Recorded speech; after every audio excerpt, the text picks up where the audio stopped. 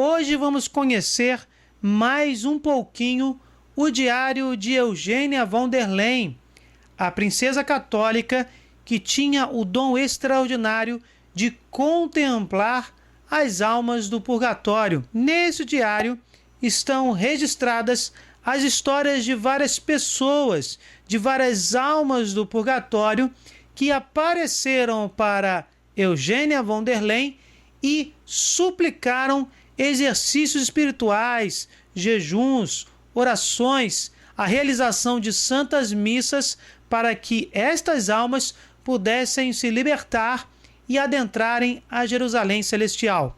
Sobre a história de Eugênia von der Leyen, de uma forma mais detalhada e aprofundada, vou deixar um link de um vídeo nosso na descrição.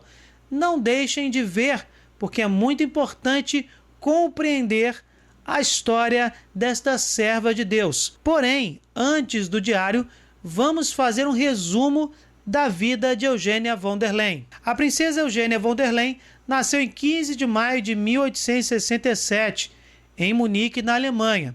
Ela recebeu o dom extraordinário, concebido pelo Espírito Santo, de contemplar a aparição de almas do purgatório. Por ordem superior, ela escreveu um diário detalhando estas aparições e os exercícios espirituais que praticou, como jejuns, orações de terços, obras de caridade e, principalmente, a participação na Santa Missa para libertar tais almas do purgatório, segundo a bíblica teologia da reparação, dentro da realidade da comunhão dos santos. O diário é bem rico em detalhes, mas omite os nomes, os abreviando. Depois de meio século após a morte de Eugênia, com a ajuda de testemunhas oculares e por parentes das almas purgantes que o diário arrolou, os nomes por extenso foram sendo registrados.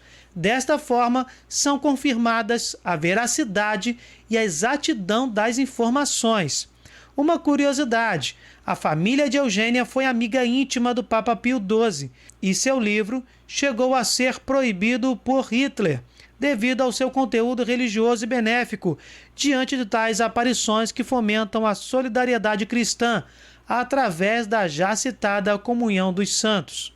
Um ponto importante: não é incomum que servas e servos de Deus recebam o dom extraordinário de contemplar almas do purgatório. Eis aqui alguns exemplos. E repetindo, são apenas alguns exemplos.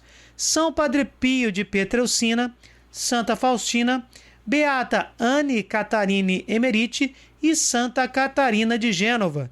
Mesmo assim, é importante não confundir a consulta aos espíritos, ou espiritismo, ou necromancia com a aparição de santos e anjos de Deus. A prática do espiritismo é uma abominação aos olhos de Deus. Já as aparições de santos e anjos são completamente fundamentadas, doutrinária e biblicamente. Temos aqui um quadro onde podemos diferenciar a consulta aos espíritos, ou invocação dos mortos, ou evocação dos mortos, tanto faz, a prática de chamar espíritos, de chamar mortos, e a aparição dos santos e dos anjos. A diferença é abissal. Do lado esquerdo, nós temos os trechos bíblicos que comprovam que o espiritismo, que a consulta aos espíritos, é uma prática proibida por Deus, é uma abominação aos olhos de Deus. Inclusive, temos vários vídeos sobre o assunto, destrinchando tais passagens, mostrando que tal prática é uma fraude ou é uma confusão psicológica completamente explicada pela ciência. Enfim, vídeos sobre o assunto, portanto, não deixe de conferi-los na descrição. Do lado direito, nós temos as passagens que comprovam que a aparição dos santos e dos anjos celestiais é completamente fundamentada nas Sagradas Escrituras. As diferenças entre o espiritismo, a consulta aos espíritos e a aparição de santos e anjos são inúmeras. Por exemplo, na aparição dos santos, a iniciativa é sempre de Deus. O objetivo é confirmar algo da doutrina de Cristo. Nunca traz confusão. Não podemos confundir com fenômenos paranormais, com visões oriundas de problemas psiquiátricos, com a pura fraude ou sugestão ou com a ação maligna dos anjos caídos. E também a análise dos frutos destas aparições é um bom método para confirmar ou não a autenticidade das mesmas. A consulta aos espíritos, como o próprio nome já diz, nunca será da iniciativa de Deus, mas da iniciativa dos homens. Na consulta aos espíritos, nunca é confirmada a doutrina de Cristo, mas outras doutrinas que colidem com os evangelhos, como a reencarnação e o próprio espiritismo, trazendo, logicamente, confusão. Agora sim, depois desta análise inicial, vamos para o diário de Eugênia von der Leyen. Vamos conhecer o relato da alma purgante que morreu pela boca. O que significa isso? Está entre aspas, inclusive no slide. Dia 21 de abril de 1923, pela segunda vez, vi hoje na igreja 2 senhoras. Ficaram ajoelhadas enquanto rezávamos o terço. Desapareceram e voltaram. Mais tarde, ao entrar na igreja com o vigário, desejava no meu íntimo que também ele visse as 2 almas. Elas lá estavam, mas quando quis abordá-las, desapareceram. Durante alguns dias, sempre à noite, tive febre. Não conseguia conciliar o sono. Nessas ocasiões, nada via e nada escutava. Agora que estou boa, parece que voltam. 26 de abril.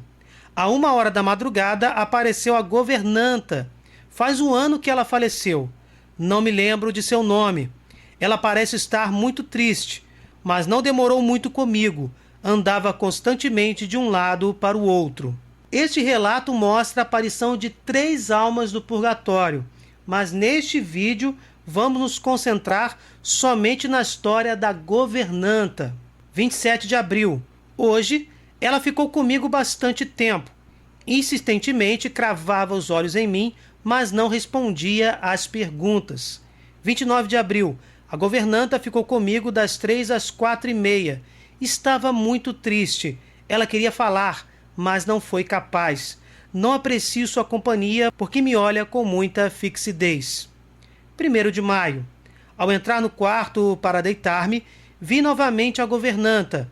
Apresentei-lhe um pano para que ela nele imprimisse o sinal de sua mão. Ela chegou pertinho de mim, mas nada fez. 4 de maio. Eu estava nesta noite deitada em meu leito e ela veio 2 vezes e se curvou sobre mim. Não gosto disso. A gente percebe que Eugênia von der Leyen fica assustada com as aparições das almas do purgatório e inclusive quer sinais de que tais aparições são legítimas. Além do que, ela precisa saber do que elas precisam, qual intercessão, qual prática piedosa de misericórdia, de repente a realização de uma santa missa, que é o maior sacrifício que se pode fazer para redimir uma alma do purgatório. Eugênia precisa saber o que essas almas necessitam para adentrar a Jerusalém Celeste, sendo evidentemente, em primeiro lugar, libertadas do estado do purgatório. Perguntei à governanta como ela se chama. Já o havia perguntado muitas vezes sem ter recebido resposta. Emitiu agora um som abominável, parecido a Bá. Ela não soube descrever a fala da governanta. Ela mostra uma grande tristeza. Gosta muito de receber água benta. Fica agitada quando não a ganha. Foi descoberto mais tarde, como está no rodapé, que o pároco Sebastião Vieser conhecia bem a falecida Bárbara Z, quando viva. Disse ele que ela fora uma mulher solteira, aparentemente piedosa, mas muito histérica e sensual, que escrevia longas cartas aos padres e caluniara um deles do modo mais maroto e astuto possível. Por fim, ela morreu ao dar à luz. Percebemos que a governanta se chama Bárbara e seu apelido Babette, como veremos adiante. E ela parecia piedosa, aparentava ser uma religiosa muito disciplinada, mas na verdade tinha problemas com a língua. 5 de maio. Ela veio outra vez. Agora sei que se chama Babette. Ela me cansa muito porque fica demasiado comigo. Anda de roupas rasgadas e sofre da boca, mas não sei o que é, pois não observei distintamente. Ela não percebe qual a causa desta imagem antropomórfica, mostrando para Eugênia von der Leyen que o pecado que aprende ao purgatório, os pecados, melhor dizendo, são relacionados com a boca. Mas, como nós vimos no rodapé, isso foi esclarecido mais tarde. 9 de maio, 2 vezes nessa noite ela voltou. 3 de maio, voltou a governanta. Sua fisionomia é muito desagradável. Ela se curvou sobre mim. Sua boca abominável é como uma grande úlcera. O lábio inferior totalmente preto. Os olhos sumamente antipáticos. Eu ficaria contente se a fizesse falar, mas não consigo.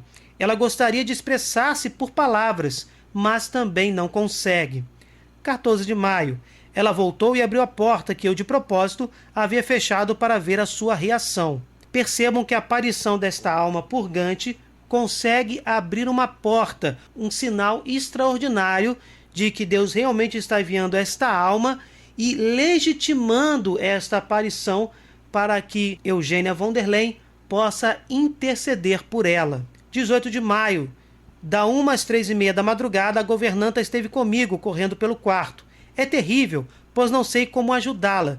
Tenho rezado sim, mas não posso rezar desse jeito o tempo todo. Sua boca é um horror. Novamente, Eugênia von der Leyen ressalta o aspecto terrível de sua boca. 19 de maio, outra vez, mas apenas por pouco tempo. 21 de maio, ela veio no lusco-fusco da madrugada, às 4:30. Despertou-me fazendo muito barulho. Haviam-me falado da partícula da Santa Cruz. Apresentei-lhe e perguntei: és uma condenada? Fez que não, meneando a cabeça. Continuei: eu te conjuro, dize-me o que queres. Não te quero mais ver. Saíram dela então alguns sons quase ininteligíveis. Vigário, sempre mentido a ele. Pedi-lhe que repetisse a frase, pois não entendi o sentido. Ela, porém, abriu a boca e saiu. 22 de maio. Ela veio como que fugindo de qualquer coisa. Estava muito perturbada e de fisionomia horrenda.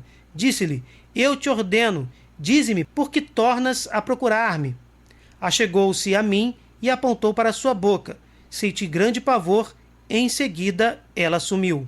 Usando uma relíquia sagrada, ela consegue entender alguma coisa da governanta e percebe-se, como já vimos, está no rodapé do diário, que seus pecados têm relação com a língua, com a prática da calúnia, da difamação, da injúria, da fofoca. 23 de maio.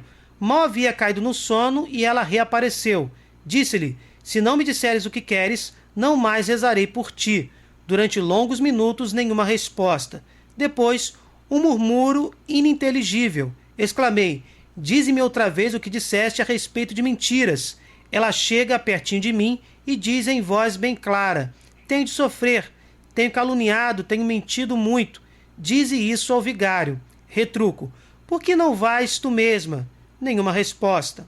24 de maio. Ela voltou com outro vulto, que não pude identificar. Fiquei apavorada. Estendi-lhes a partícula da Santa Cruz e lhes disse: por favor, não voltem mais. Será rezada por vocês uma Santa Missa. E o relato termina com a libertação desta alma e provavelmente desta segunda alma que Eugênia von der Leyen não pôde identificar, através da celebração de uma Santa Missa. Como já dissemos aqui, ao celebrarmos uma Santa Missa por uma alma do purgatório, oferece-se o sacrifício redentor do homem-Deus, o sacrifício mais excelente que existe para libertar uma alma. E assim foi feito.